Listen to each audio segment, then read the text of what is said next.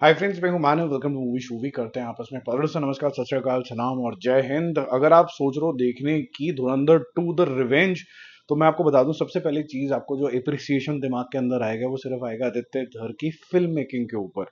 आज आप 4 घंटे 10 घंटे बात कर सकते हो कि ये इंसान ने ये सारी चीजें कैसे अचीव करी और ये सारी चीजें हैं क्या।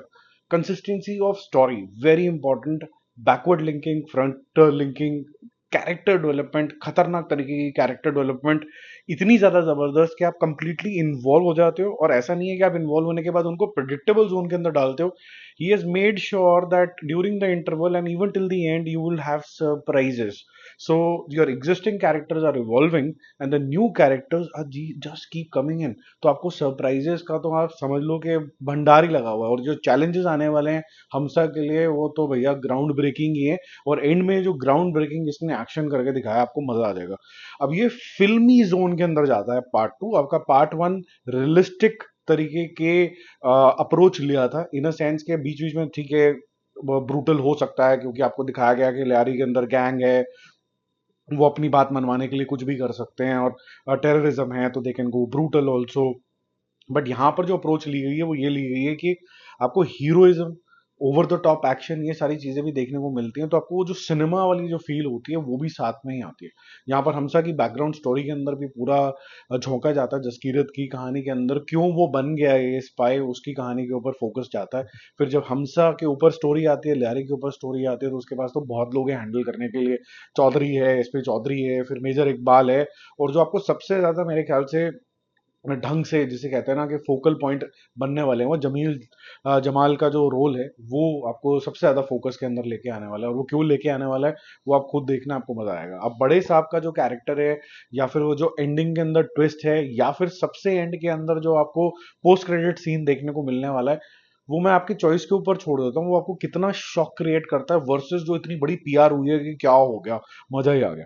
अब कुछ फोकल पॉइंट्स बहुत ज्यादा इंटरेस्टिंग है इसके अंदर, कि किस तरीके से आदित्य धर ने कुछ रियल इवेंट्स, इवन डीमोनेटाइजेशन को ले लीजिए, चाहे पंजाब की ड्रग प्रॉब्लम ले लीजिए, या फिर यूपी का जो काउंटरफीट करेंसी का प्रॉब्लम है, ये सारी चीजें जो हैं उन्होंने किस तरीके से इसको पिरोया है। और सक्सेस ऑफ गवर्नमेंट किस तरीके से यहाँ पर लिंक करी गई है।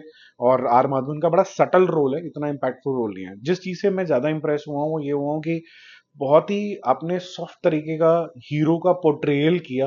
पार्ट वन के अंदर वो बिल्ड करते चले गए, एंड के अंदर दिखा दिया जोश। और यहाँ पर पूरा का पूरा फोकस आप हमसा के ऊपर लेके चले गए हैं।